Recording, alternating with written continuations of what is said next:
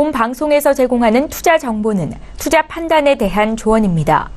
방송에서 제공하는 주식의 가치, 가격 상승 및 가격 하락에 대해서는 방송사에서 보장하지 않습니다. 네, 오늘 주요 헤드라인 소식입니다. 오늘 제3차 남북 정상회담이 평양에서 진행됐습니다.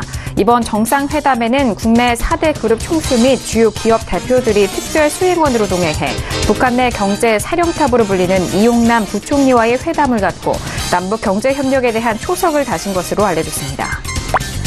미국 정부가 오는 24일부터 2천억 달러 규모의 중국산 제품에 10% 추가 관세를 부과한다고 발표했습니다.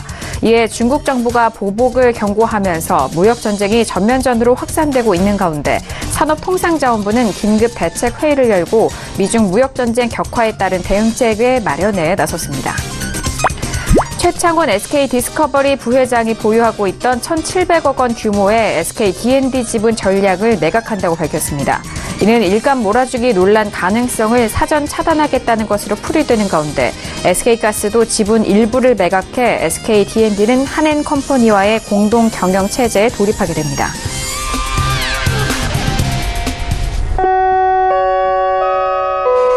네, 안녕하세요. 평택저농 정석투자 MC 김은혜입니다. 자, 오늘은 화요일장입니다. 앞서서 말씀드렸듯이 오늘 남북 정상회담이 개최된 오늘 시장에서는 남북 경협주들로 관심이 쏠린 상황이었습니다. 하지만 종목마다 엇갈린 흐름을 보였는데요. 아쉽게도 대부분의 종목들이 하락 마무리가 된 상황입니다.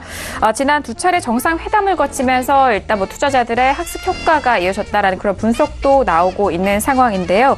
자, 오늘 양시장은 강보합권에서 마무리가 됐습니다. 전일 좀 부진했었던 시가총액 상위 종목들의 상승으로 지수 상승 견인한 상황입니다. 자, 한편 트럼프 대통령은 중국산 제품에 대해서 2천억 달러의 중국산 제품에 10% 관세 부과 지시를 내린 상황입니다. 이에 맞서서 중국도 같은 방향성의 보복 관세를 좀 준비하고 있는 상황으로 좀 시장 분위기를 어지럽게 만들고 있는데요. 자, 오늘도 정석투자와 함께 하시면서 시장에 대한 대응 전략과 내일 시장에 대한 부분까지도 꼼꼼하게 확인해 보시길 바라겠습니다. 자, 그럼 오늘 시장 흐름 다시 한번 정리합니다. 시세해 보시죠.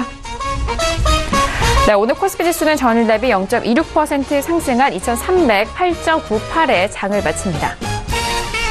코스닥 지수는 전일 대비 0.36% 상승한 831.85에 장을 마감합니다. 유가증권 시장에서는 기관 홀로 순매수, 반면 개인과 외국인은 동반 순매도 이어갑니다. 코스닥 시장에서는 기관과 외국인의 동반 순매수, 반면 개인 홀로 순매도 이어갑니다. 코스피 시가총액 상위 종목 확인합니다. 전일 하락을 이어갔었던 삼성전자는 반등에 성공하면서 45,500원에 SK하이닉스 역시 상승하면서 78,000원에 장을 마칩니다. 코스닥 시가총액 상위 종목도 확인합니다. 오늘은 제약바이오 업종의 상승이 두드러졌고요. 시가총액 상위 종목 대부분도 상승 마감합니다. 신라젠 1.49% 연일 상승세 이어가면서 95,300원에 CJ-ENM은 2.11% 상승한 247,300원에 오늘장 마무리가 됐습니다. 네, 본격적으로 오늘장 정석투자 시작해 보도록 하겠습니다. 오늘은요, 학과장 정우영 대표님과 함께 하도록 하겠습니다. 학과장님 어서 오세요. 네, 안녕하세요. 네, 학과장님 반갑습니다. 드디어 오늘 남북 정상회담이 개최가 된 상황인데요. 자, 오늘 시장의 이야기에 앞서서 간단히 좀 한 말씀 해주실까요? 네, 3차 남북 정상회담이 오늘 열렸는데, 종목은 크게 반응이 없고, 지수에서 좀 반응이 많은 것 같습니다. 9월에는 또 추석이 있잖아요. 그래서 이제 그게 또 변수가 될 것 같고요.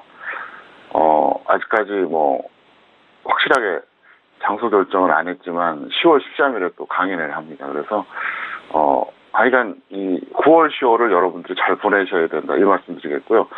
오늘도 좋은 내용 전달하겠습니다. 필 받으면 아주 그냥 디테일한 것도 전달해 드릴 테니까 재밌게 보시길 바랍니다. 네, 알겠습니다. 그 어느 때보다도 이런 대외적으로 시황이 뭐 펼쳐진다면 그 부분에 있어서 학 과장님만이 또 분석하실 수 있는 부분이 있기 때문에 기대 많이 해주시길 바라겠습니다. 자, 그러면 본격적으로 1교시 들어가 볼게요. 오늘의 1교시는요, 시황 분석론이 기다리고 있습니다.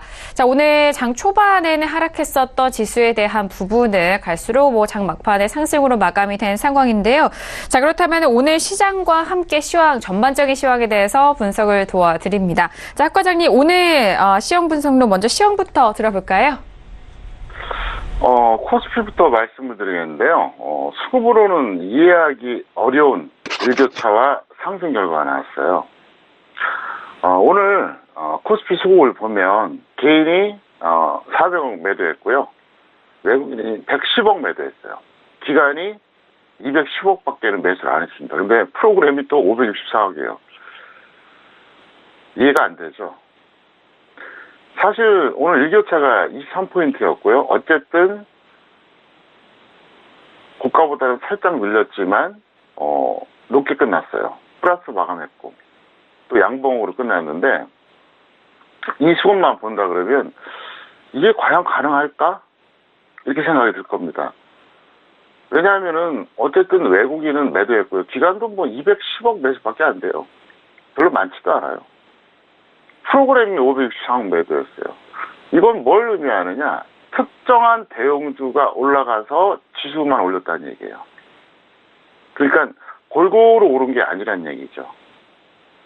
그걸 먼저 제가 짚고 넘어가겠고요. 코스닥 같은 경우에는 이제 외국인하고 기관 매수로 상승 마감했는데 121선 회복을 실패했다. 이게 이제 포인트가 될 수가 있겠습니다. 솔직히 말하자면 저는 개인 창구나 외국인 창구는 믿지를 않아요. 시청자 여러분, 그거 정확하게 아셔야 됩니다. 개인, 외국인, 기관이 있잖아요. 기관만 100% 사실입니다. 왜냐하면 기관은 통계가 틀릴 수가 없어요. 근데 개인 창구나 외국인 창구는 정말 우리가 생각하는 순수한 개인이나 외국인이 아닌 경우가 많이 있습니다. 특히 코스닥이 그래요. 제가 항상 그런 얘기 하잖아요. 제가 알고 있는 것이 100이라 그러면 이 방송에서 얘기하는 게 한 20 정도밖에 안 됩니다. 장종 방송에서 뭐 얘기한다 그래봐야 한 30, 40? 다 얘기를 못 해요. 왜? 알고 있는 걸 다 얘기하면 문제가 될 수가 있기 때문에 그렇습니다. 제가 이제 20년 전에 그런 생각을 한 적이 있었어요. 그 당시에도 이제 코스닥에 또 뭐 시가총액 탑10 종목이 있고 52 종목이 있고 그렇잖아요. 근데 이거는 중형주도 안 돼요. 소형주예요. 소형주를 막 외국인들이 사들여요. 제가 그때 문득 그 생각을 했어요. 그 당시에 코스닥 소형주를 외국인이 산다고 하는 것은 한국 사람이 어떤 동남아 어떤 국가에 잘 알지도 못하는 벤처기업을 사는 거랑 똑같은 거예요. 사겠냐고요? 아니란 얘기죠. 그래서 그 말씀 드릴게요. 코스닥에서 개인이나 외국인 매매 동향은 그렇게 믿을 필요가 없다는 점을 좀 말씀드리겠고요. 기간만 여러분들이 참고하시기 바랍니다. 자, 그러면 차트로 설명을 추가해서 전달하겠습니다. 오늘 보면 놀라워요. 이렇게 장대양봉이 나오기 쉽지가 않거든요. 물론 지난 금요일보다는 아직은 못 올라갔어요. 코스닥 볼까요? 코스닥도 오늘 장대양봉이 나왔습니다. 근데 어떻습니까? 아직까지 120선 돌파를 못했죠. 빨간색이 120선입니다. 조금 더 크게 말씀드릴게요. 이게 음봉이 안 보이는 분들이 있다고 하니까 이 음봉을 제가 색깔을 좀 넣어드리겠습니다. 그래서 이렇게 넣으면은 좀 더 잘 보이겠죠? 네. 자, 다시 한번 설명드릴게요. 제가 분명히 금요일 방송 출연해서 뭐라 그랬었냐면 마치 오늘이 8월 31일 같다 이렇게 얘기했어요.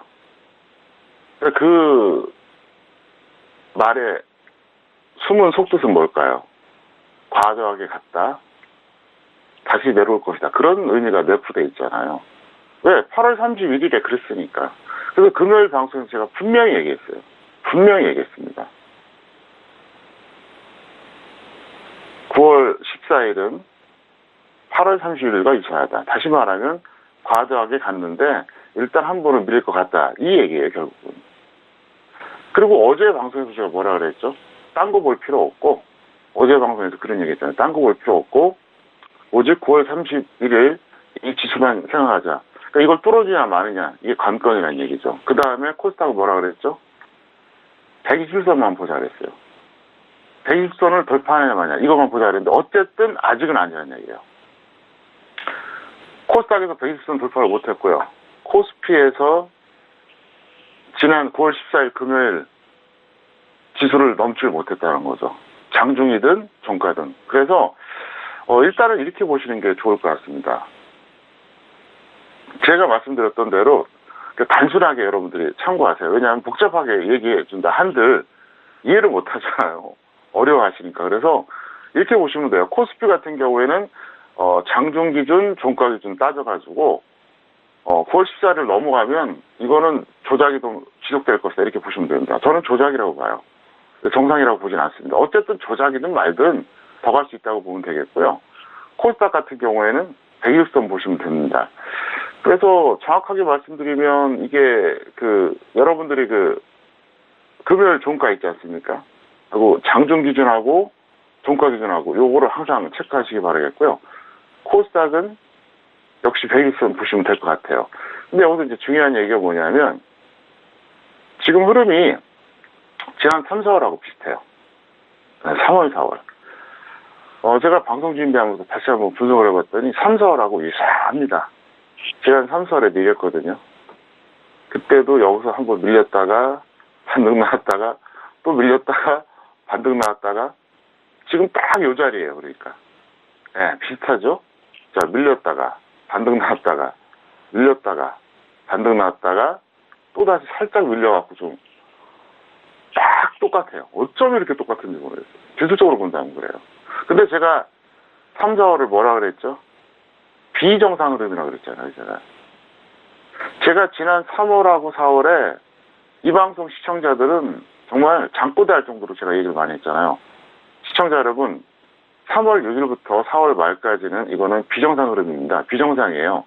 정상이 아니니까 차트 갖고 대입하면 안 돼요. 차트 보시면 안 됩니다.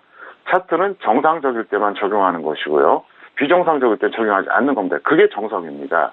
그리고 나서 4월 22일 샘플러스 무료 방송을 통해서 5월 1주차부터 지수가 본격적으로 하락한다고 얘기했어요. 반등 딱 고점이라고 얘기했습니다. 정확하게 10일 전에. 그리고 나서 거짓말처럼 단 한 번도 그걸 돌파한 적이 없어요. 지금 제가 전달한 이 내용이 굉장히 중요한 거예요. 3, 4월하고 비슷하다. 그래서 여러분들이 그 점을 좀 착안하시기 바라겠고요. 일부에서는 대세 상승 얘기하는데 갈 수도 있어요. 확률의 문제일 뿐이죠. 확률이 높고 낮을 뿐이지 여기서 절대적으로 무조건 안 간다 이렇게 단정할 수는 없습니다. 그럴 가능성도 있어요. 다만 그냥 확률이 좀 떨어진다 이렇게 말씀드리고 싶고요. 저는 성격상 이렇게 좀 빠져나갈 구멍 만들어 놓고 양다리 걸치고 이런 거 굉장히 좀 아주 저는 부끄럽게 생각합니다. 맞든 틀리든 예측해야지 남자라고 생각해요. 남자. 진정한 남자하고 진정한 전문가는. 그래서 다시 한번 예측하건대 대세 상승 안 나와요. 두고 보세요. 전 그걸 확신합니다. 다만 3, 4월과 비슷한 흐름이다 보니까 여기서 조금 더 뭐라고 할까요? 비정상 흐름이 이어질 수도 있고 아니면 그게 완전히 다시 원점으로 돌아올 수도 있고 요거는 저도 확실히 모르겠어요. 봐야 합니다. 왜 비정상 흐름이 어렵냐면요. 정상 흐름은 쉽게 말해서 분석이 가능해요. 비정상 흐름은 보통 왜곡이나 변수 때문에 발생하는 겁니다. 왜곡은 인위적인 조작을 말하는 거고요. 변수는 호재나 악재예요. 그거 알 수 있습니까? 몰라요. 점쳐야 돼요. 분석으로 안 되는 영역이에요, 그게. 제가 평생의 숙제예요, 평생에. 이 평택촌은 이렇게 예측하고 이렇게 과감하게 말하는 저도 정상적일 때는 적중률이 굉장히 높아요, 제가. 항상 적중하지는 않았지만. 근데 비정상 구간이 딱 돼버리면 저도 답답해져요. 왜? 근본적으로 분석이 안 되거든요. 시장이 정상일 때는 각종 로직이 있잖아요. 저만의 로직. 그걸 가지고 완전히 저는 알고리즘화 시켰어요. 그래서 머리에서 막 돌아가요.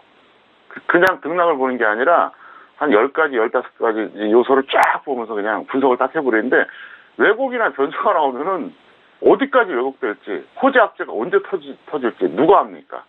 지금이 딱 그런 부분이에요. 그래서 내일 당장의 지수를 물어보신다면 저도 장담 못해요. 다만 추세는 대세 상승 없고요. 그 다음에 3, 4월과 비슷하다. 이걸 여러분들이 꼭 기억하시길 바랍니다. 네, 1교시 시황 분석론 쪽에서 먼저 시황에 대한 부분을 설명을 도와드렸습니다. 일단 내일 이제 수요일장인데 내일 지수에 대해서는 잘 지켜보셔야 될 것 같고요. 큰 카테고리 안에서는 일단 하락에 대한 부분은 변함이 없다라는 말씀이십니다. 자, 그렇다면 관심 종목도 알아보도록 할게요. 오늘 시장 안에서 가장 눈에 띄게 보신 종목도 알아볼 텐데요. 자, 학 과장님, 오늘 시장 안에서는 어떤 종목들 눈여겨보셨을까요? 네.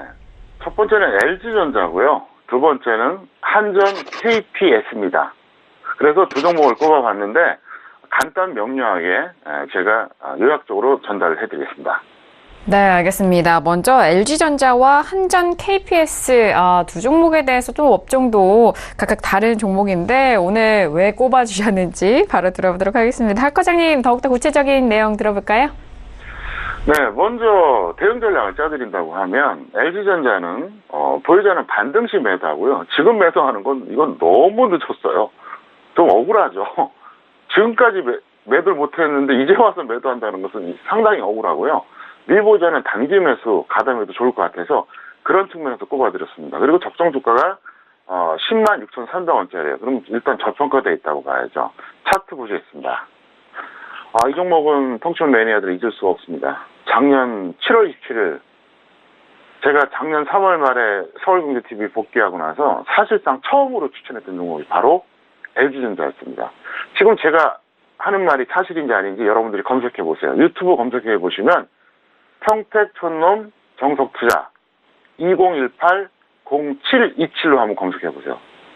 그날 방송에서 제가 언급을 했습니다. 정말 완전 바닥에서 정말 매수 사인 낸 거예요. 그리고 나서 이게 뭐 11만 원대까지 갔으니까 그 당시 뭐 6만 원대 중반이었으니까 나름 많이 올랐죠. 상당히 많이 올랐습니다.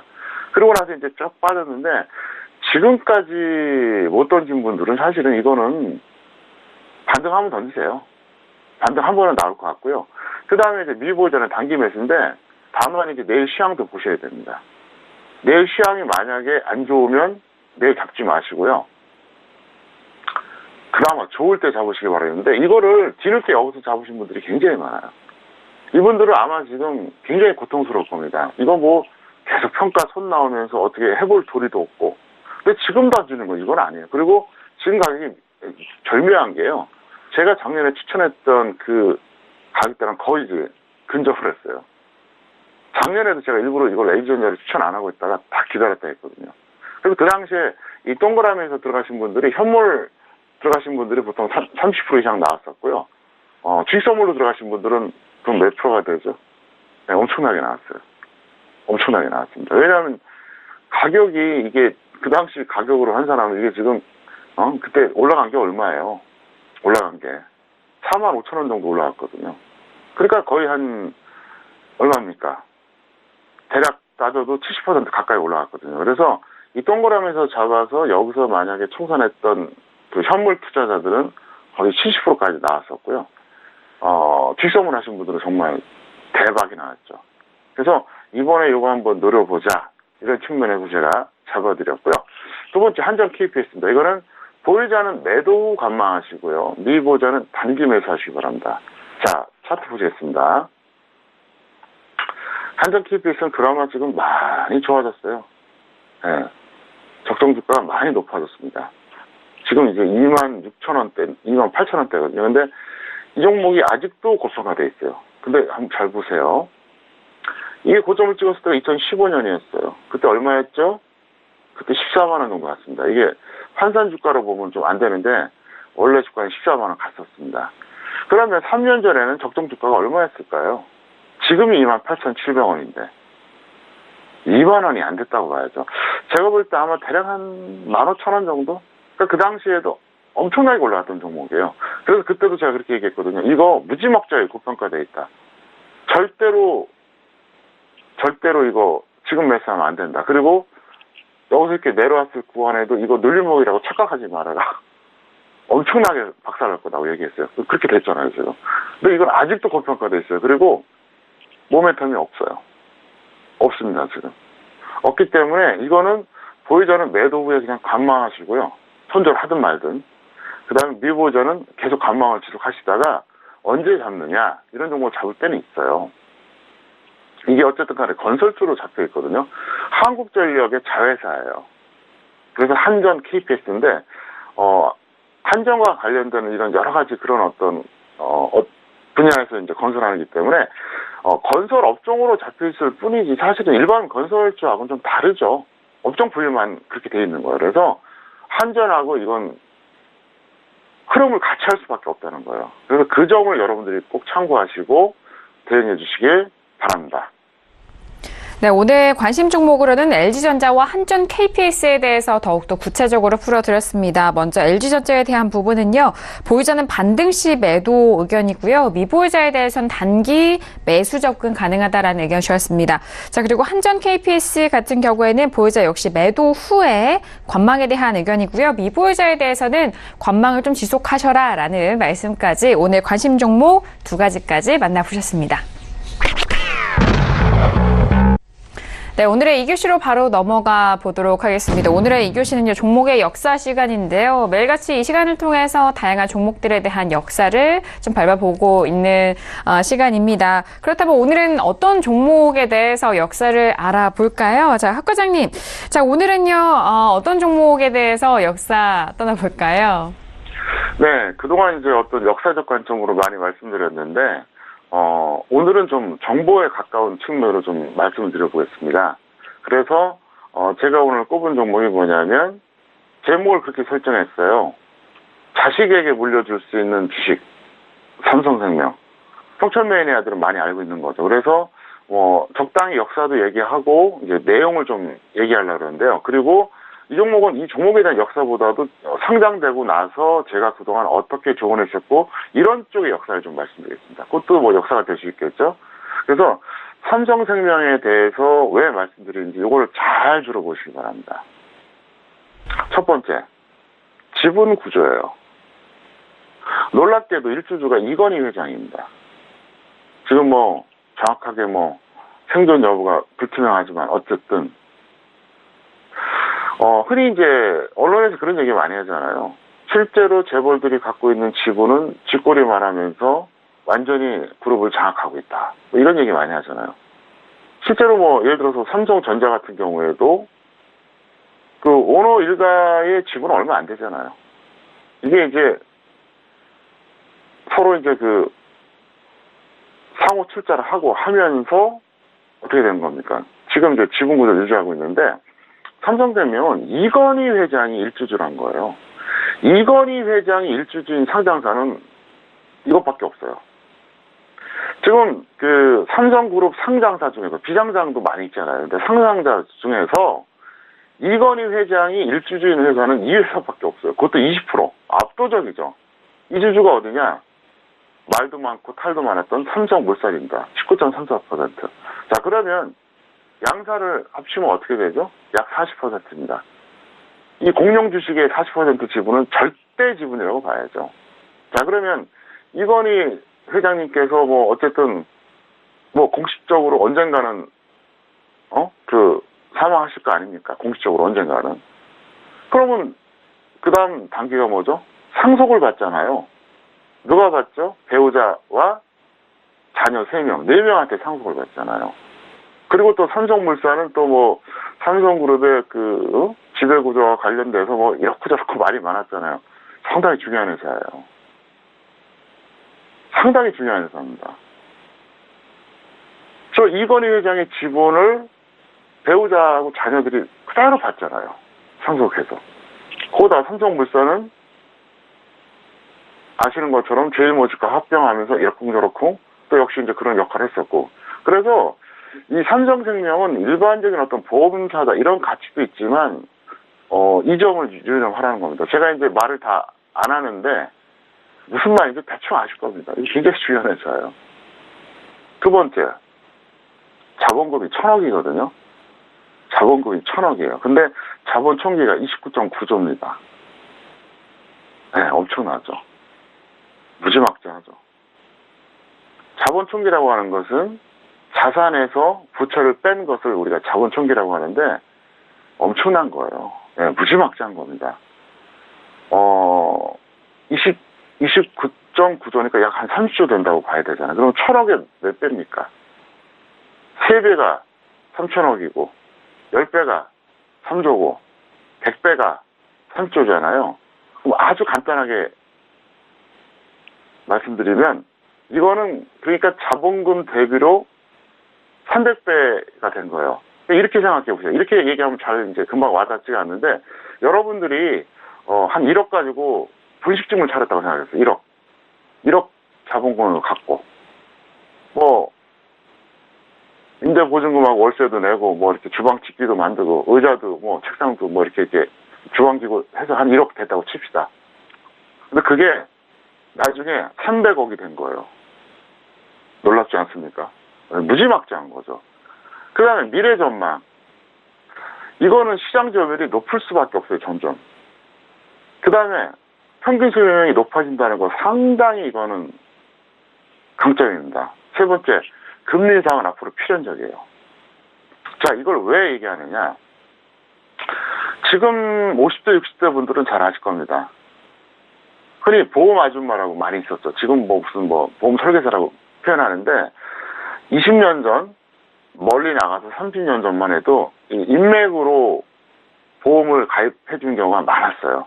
그러니까 그 인맥이 넓은 사람들은 그 인맥을 바탕으로 해서 보험을 팔러 다니고 또 아는 사람이 또 보험 좀 가입하라 그러면 또 거저 못해서 많이 그랬어요. 아마 아실 겁니다. 50대들은. 저도 그랬으니까. 요즘 2030은 틀려요. 철저하게 따져본 다음에 이익되는 쪽으로 해요. 자, 그러면 생각해 보세요. 상식적으로 지금 기업의 브랜드 가치나 이 사이즈나 모든 걸 감안했을 때 삼성생명으로 자꾸 더 몰릴 수밖에 없어요. 왜? 이 군소 생명보험 회사들은 신뢰도가 솔직히 떨어지거든요. 근데도 옛날에 왜 버텼냐? 이렇게 저렇게 연구를 해가지고 팔았기 때문에 버틴 건데 이제는 점점 힘들어져요. 요즘 2030 애들은 아주 냉정하거든요. 아는 사람이 부탁한다고 들어주지 않아요. 왜?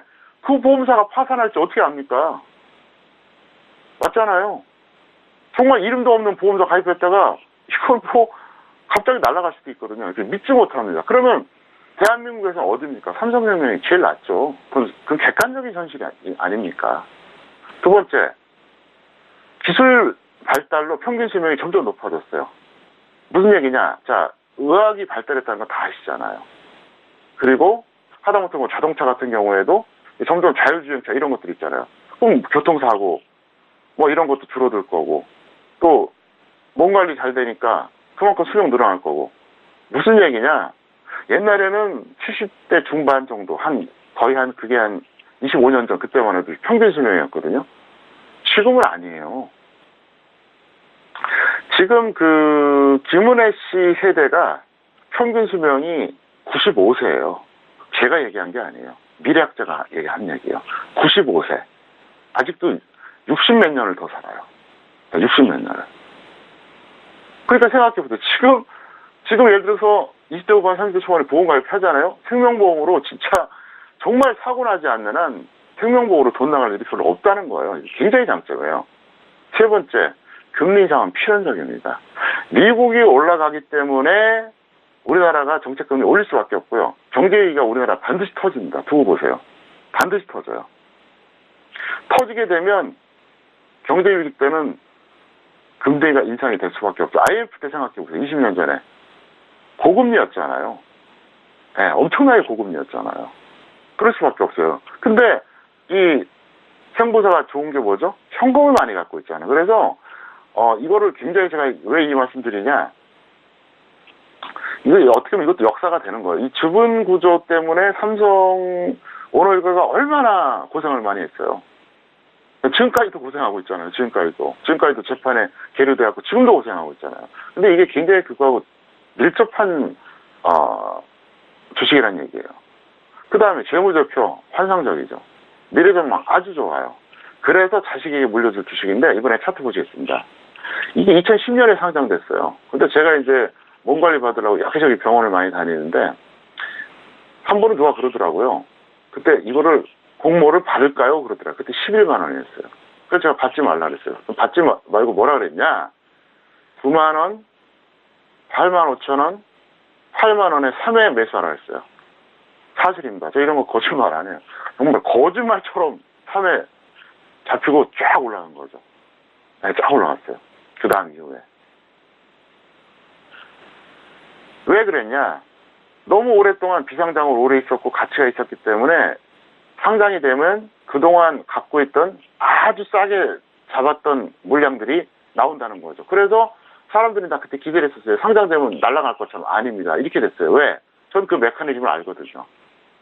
개인들이야 얼마 안 되지만 엄청나게 이게 수량이 많고 금액으로 많은 이런 경우에는 어떻게 되느냐? 물량이 계속 나올 수밖에 없어요. 워낙 초고령주기 때문에.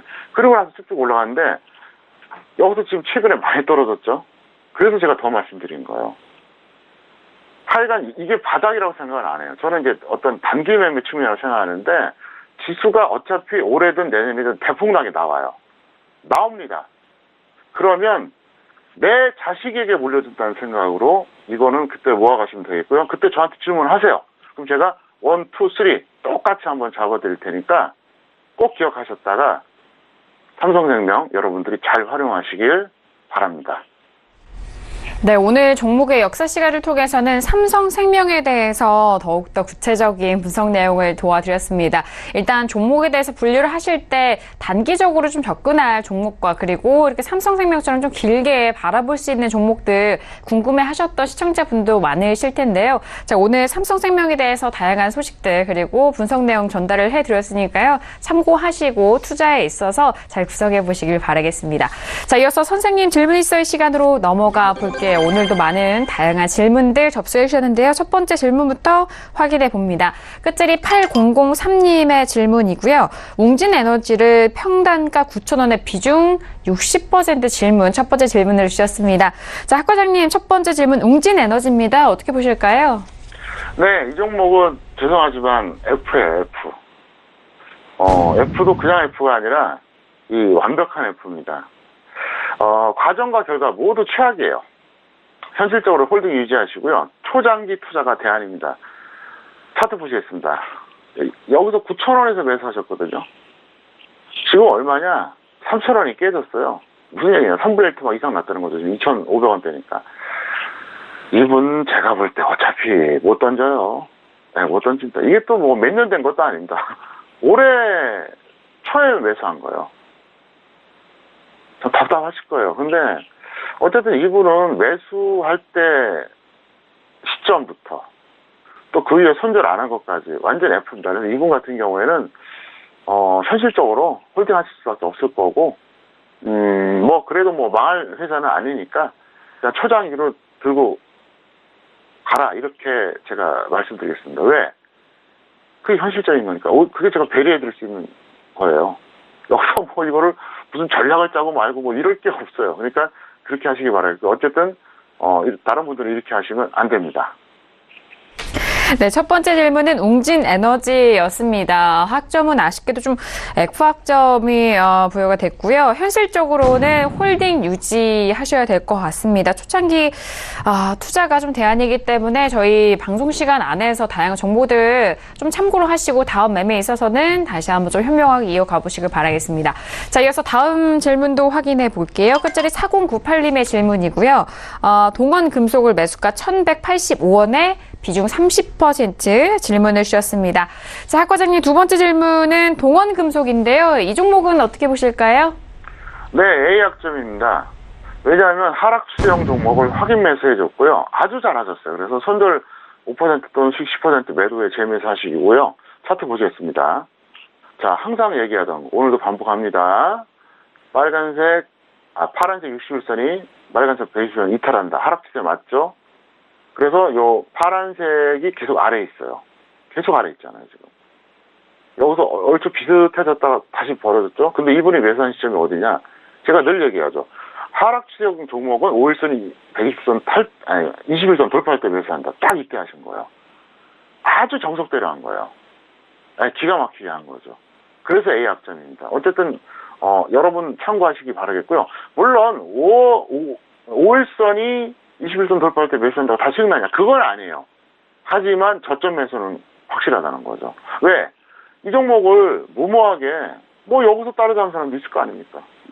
그냥 아무 때나 그냥 매수했다가 그냥 홀딩한 사람도 있잖아요. 또 여기서 매수하는 사람도 있고. 그러니까 굉장히 어쨌든 과정이 합리적이라는 거죠. 그래서 일단 그렇게 해주시길 바라겠습니다. 네, 동원금속은 A약점을 받으셨습니다. 일단 과정에 대해서도 아주 우수하다라는 그런 말씀도 해주셨는데 손절은 마이너스 5% 또는 수익은 10% 매도 후에 재매수 의견 확인해 보시길 바라겠습니다. 자, 지금 시각이 10시 35분 지나면서 오늘 화요일장 뉴욕 증시가 개장이 된 상황입니다. 전일장 현물에서는 3대 지수 모두 좀 하락으로 마무리가 됐었는데요. 자, 오늘은 소폭 상승하면서 출발을 했다라는 속보입니다. 잠시 후에 시황센터 연결해서 더욱더 자세한 소식 들어보도록 하겠습니다. 자, 이어서 다음 질문 바로 이어가 볼게요. 끝자리 6904님이고요. 만도를 매수가 33,900원의 비중은 20% 질문을 주셨습니다. 자, 하 과장님, 만도가 올라왔는데요. 이 질문 어떻게 약점 주실까요? 네, 만도는 B약점이고요. 33,900원에 매수하셨다는 게 포인트입니다. 여러분들이 차트 보시면 알 것 같은데 과감한 예측 매수로 제가 인정해드리겠고요. 선절 5%, 수익 10% 보시면 될 것 같습니다. 네, 만도는 과감한 예측 매수다라는 그런 평가도 해주셨는데, 자, 손절 마이너스 5% 또는 수익 10% 매도 후 역시 재매수 의견 드리도록 하겠습니다. 자, 이어서 다음 질문도 확인할까요? 끝자리 2549님의 질문이고요. LG 생활건강을 120만 8천 원의 비중 20% 질문을 주셨습니다.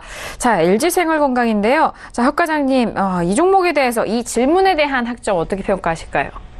네, 학점 B고요. 안정적인 예측 매수로 제가 인정해드리겠습니다. 그래서 이분 같은 경우 나름대로 잘하신 거예요. 왜냐하면은 저점에서 매수를 하셨기 때문에 그렇고요. 그래서 손절 5%, 수익 10% 대응해 주시면 될 것 같습니다. 네, 알겠습니다. LG 생활건강 같은 경우는 안정적인 예측 매수에 대해서 평가 내려주셨고요. 역시 마찬가지입니다. 손절 짧게 5% 잡아드렸고 수익을 10% 매도 이후에 재매수 의견 확인해 보시길 바라겠습니다. 자, 이어서 다음 질문도 확인할까요? 끝자리 5596님의 질문입니다. KD건설의 매수가 135원의 비중 10% 질문을 주셨습니다. 하 과장님, KD건설입니다. 건설주에 대한 부분인데 어떻게 보실까요? 네, 이건 이거저거 떠나서 너무 싸죠. 이게 동전주 중에서도 너무 싸요. 그래서 이게 동전주는 안 하시는 게 좋거든요. 그래서 그게 좀 아쉽고요. 본전 또는 손절 20% 매도에 감안하시기 바랍니다. 그래서 학점 C로 제가 드렸습니다. 네, KD건설의 C학점이 확인이 됐고요. 동전주에 대한 부분 또 말씀을 드렸는데 참고해 보시길 바라겠고, 본전 또는 손절은 마이너스 20% 매도 후 관망에 대한 의견 확인해 보시길 바라겠습니다. 다음 질문도 확인할게요. 끝자리 5422님의 질문이고요. 후성입니다. 매수가 11,800원의 비중 15% 질문 주셨습니다. 자, 하 과장님, 후성 질문 들어왔는데요. 이 질문에 대해서는 학점 어떻게 될까요? D입니다. 왜 그러냐? 상승 추형을 추용 매수한 거예요. 잘못한 거예요. 본전 또는 손절 20% 매도 후에 재매수 바라겠는데요. 차트 보시겠습니다. 자, 여기서 매수하셨거든요. 여기서. 근데 이 종목은 추세가 뭐죠? 상승이에요. 그럼 늘 얘기했잖아요. 상승 추형의 종목은 검은색 20선 아래나 파란색 61선 위나 그것도 아니면 120선 아래서 하자고. 여기는 이건 아니에요. 결과가 좋았든 나빴든 이건 아니에요. 그래서 D입니다. 앞으로 이렇게 하지 마시고요. 제가 반복적으로 얘기하지만 만약에 이 종목 아니면 다른 종목 잡으면 되잖아요. 특정 종목에 집착을 하지 마세요. 그래서 그렇게 대응해 주시길 바랍니다. 네, 알겠습니다. 후성에 대한 부분입니다. D학점 확인이 됐고요. 좀 아쉬운 상황이죠. 본전 또는 손절 마이너스 20% 매도 후 재매수 의견 확인해 보시길 바라겠습니다. 자, 이어서 다음 질문도 바로 가보죠. 끝자리 1362님의 질문이고요. KCC를 매수가 40만 원의 비중 100% 질문 들어왔습니다. 하 과장님, 오랜만에 비중 100% 질문 주신 것 같은데 어떻게 보실까요? 네, 비중 100%도 할 수 있어요. 소액 투자자들은 사실 현실적으로 100%가 맞습니다. 5억, 10억 하시는 분들이야 뭐 포트 구성이 되지만 단돈 500만 원 하는 사람이 무슨 포트 구성합니까? 현실적으로. 이해는 하는데 이분은 뭐가 문제냐? 손절을 하지 않았어요. 그래서 D입니다. 그래서 추가 매수를 하던가 중장기 투자가 현실적인 대안이다. 종목이 결코 나쁘지 않습니다. KC 좋은 회사인데 이분은 손절 안 했다는 게 가장 큰 문제고요. 어쨌든 그렇게 참고해서 대응하시기를 바랍니다. 네, KCC에 대한 학점은요, D학점입니다. 일단 과정 매수가 잘 됐다고 해도 손절에 대한 부분이 지켜지지가 않는다면 아쉬운 상황이니까요. 이 점 꼭 참고를 해보시길 바라겠고요. 추가 매수 또는 중장기 투자가 현실적인 대안이다라는 의견까지 참고해보시길 바라겠습니다. 오늘도 다양한 질문들 여러분들과 함께하고 있습니다. 저희가 말씀드린 내용에 대해서는요, 투자 판단에 대한 조언이고요. 해당 상품의 가치와 수익률을 보장하지 않는다는 점 다시 한번 유의해 주시길 바라겠습니다.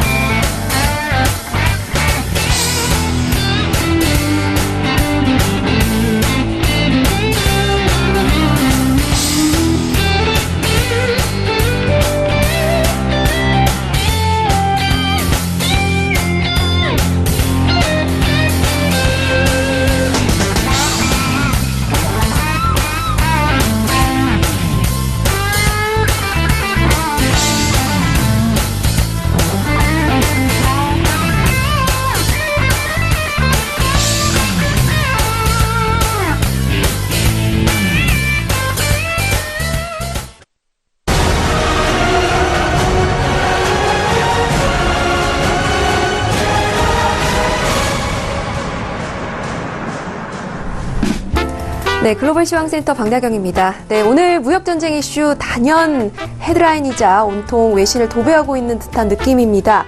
네, 중국이 이제 보복 관세를 부과를 하겠다고 공식적으로 지금 방송 직전에도 발표를 했죠. 이 부분 때문에 오늘 지수 개장 소식에도 좀 영향이 있는데요. 먼저 개장 소식 좀 살펴보도록 하겠습니다. Tech shares lead stocks higher, but China retaliation weighs on broad market이라고 제목에서 보실 수 있는데요. 기술주가 이 뉴욕 증시 부분을 좀 상승 견인했지만 이제 중국의 보복 관세 부분이 이 전반적인 시장에 좀 상승분을 좀 제한하면서 부정적인 분위기를 좀 형성했다라는 소식입니다.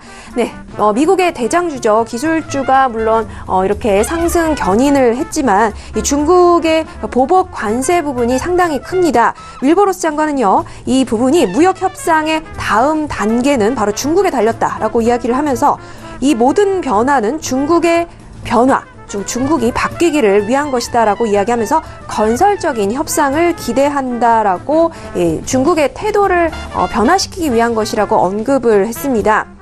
네, 무역전쟁이 이제 해결되나 싶더니 전면전으로 치닫는 것이 아닌지 더욱더 우려되는 상황입니다. 네, 이렇게 말씀드린 대로 오늘은요, 중국에 대한 이 보복 관세, 그리고 이 트럼프 대통령이 이제 드디어 본격적으로 2천억 달러 관련된 이 이제 고율 관세 부과하기로 했다는 부분이 단연 헤드라인입니다. 24일부터 중국에 수입하는 5,745개의 상품에 10% 추가 관세 적용이 됩니다. 네, 그러면서 내년 1월 1일부터는요, 관세율을 25%로 인상할 계획이라고 합니다.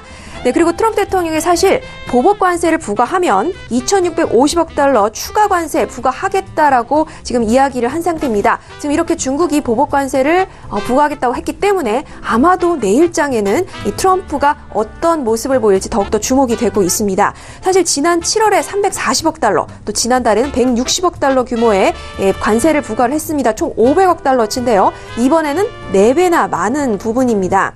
사실 또 중국이 지금 이 부분을 똑같이 tit for tat tariff에서 주고받기식 눈에는 눈, 이에는 이 관세로 역시 600억 달러 관세 부과하겠다고 24일부터 똑같이 이야기를 하고 있습니다. 이제 이 부분 때문에 사실 중국뿐만 아니라 지금 미국 국민들의 지금 원성도 상당히 지금 높아지고 있는 상황입니다. 사실 이제 IT 기업들이 많이 사용하는 중국산 통신 장비 가격이 크게 지금 오를 것으로 예상이 되고요. 사실 이전에는 중간재나 자본재였지만 이번에는 소비재가 많이 포함이 되어 있습니다. 그렇기 때문에 가격 인상에 따른 부담을 소비자들이 고스란히 져야 한다라는 부분도 지금 눈에 띄고 있습니다. 사실 이제 7월 관세 부과에 포함됐던 애플 워치 그리고 에어팟 등 이런 애플 제품이 좀 빠진 점이 눈에 띄고요. 사실 애플 아이폰은 지난 7월 리스트에서 제외됐지만 이번에 애플은 애플 워치 등이 포함된 등에 반발해서 이 항의 서한을 보낸 바 있습니다. 지금 이렇게 델, 시스코, 주피터 네트워크, 홀레패커트 이런 실적이 좀 악화될 것으로 지금 예상이 되는 가운데 미국 내 피해가 큰 폭으로 좀 우려된다는 소식이고요. 또 이어서 사우스 차이나 모닝 포스트의 지금 보도를 좀 전달을 드리겠습니다. 이렇게 분위기가 좋지 않은데요. 회담이 과연 재개될 수 있을까? 다들 이제 궁금해 하실 겁니다. 중국이요. 이달 하순에 예정됐던 미국과의 무역 협상을 취소할 가능성이 크다고 지금 홍콩 사우스 차이나 모닝 포스트가 보도를 했습니다. 사실 이제 중국이 류허 국무원 부총리를 비롯해서 대표단 방미를 지금 원래 추진을 하고 있었는데 재검토하고 있고 취소 가능성이 높다라고 이야기를 하고 있습니다. 이 사실 무역 회담의 재개 전제 조건은 미국 측이 호의를 보이는 것이었는데 이렇게 관세 강행을 함으로써 협상이 좌절될 것이다라고 이야기를 하고 있습니다. 물론 확실한 결론이 내려진 것은 아니다라고 이야기를 하고 있고요. 네, 마지막 또 그렇다면 중국 증시는 어떤 영향이 있는지 이 부분에 대한 정리를 좀 하고자 합니다. 중국과 홍콩 증시는요, 이런 관세 부과 강행 소식에도 큰 폭으로 좀 상승 마감했다는 소식입니다. 상하이 종합지수 1.82% 상승해서 2699.95에 마감했고, 또 장중 한때 2700선 회복하기도 했습니다. 선전 종합지수도 1.68% 올라서 1404.15에 거래를 마쳤는데요. 홍콩 항생지수 그리고 H지수 모두 상승 마감을 했습니다. 지금 이 부분이 의아해 하시는 분들 많을 것 같은데요. 사실 이제 오히려 오후장에 큰 폭으로 좀 반등을 했습니다. 개장 전에 이미 미국에 대한 관세 발표가 나온 상황이었는데요. 사실 이 부분이 이미 시장에 예고됐고 중국이 장 마감 전에 공식 입장을 밝히지 않았고 또 무역 협상에 대한 기대가 아직도 남아있다. 또 인민은행이 유동성을 투입한 점 등을 증시의 지지 요인으로 꼽고 있습니다. 사실 전문가들은요, 이 부분이 올해까지 10% 부과한 것과 관련해서 예상보다는 관세부가 강도가 좀 덜했다라고 평가를 하고 있는데요. 물론 이제 중국 외교부가 지금 보복 관세 발표를 했지만 이 마감 후에 발표가 됐기 때문에 증시 미치는 영향이 제한됐다는 소식입니다. 이상 여기까지 오늘 글로벌 시황센터 박나경이었습니다. 네, 오늘 뉴욕 증시는 혼조세로 이어가고 있는 상황입니다. 거기에 미중 무역 분쟁이 서로 보복 관세를 또 부여하면서 더욱더 좀 혼조 국면으로 이어가고 있는 상황인데요. 자, 학 과장님께 내일장에 대한 전망 물어보도록 하겠습니다. 학 과장님, 내일 시장에 대해서 어떻게 보실까요?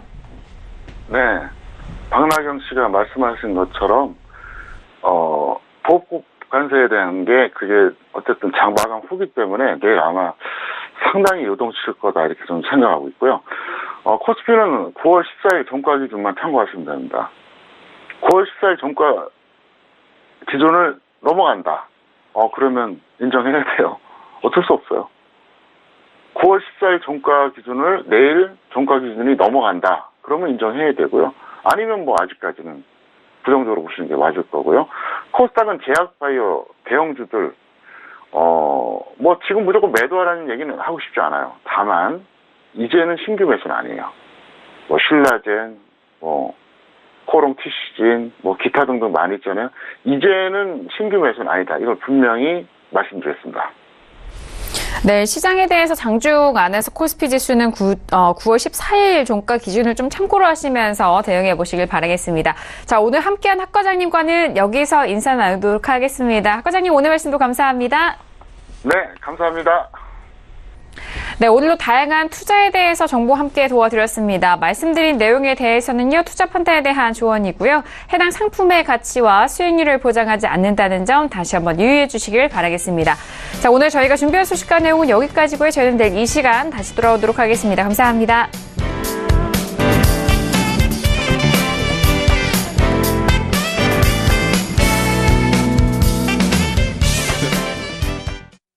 본 방송에서 제공하는 투자 정보는 투자 판단에 대한 조언입니다. 방송에서 제공하는 주식의 가치, 가격 상승 및 가격 하락에 대해서는 방송사에서 보장하지 않습니다.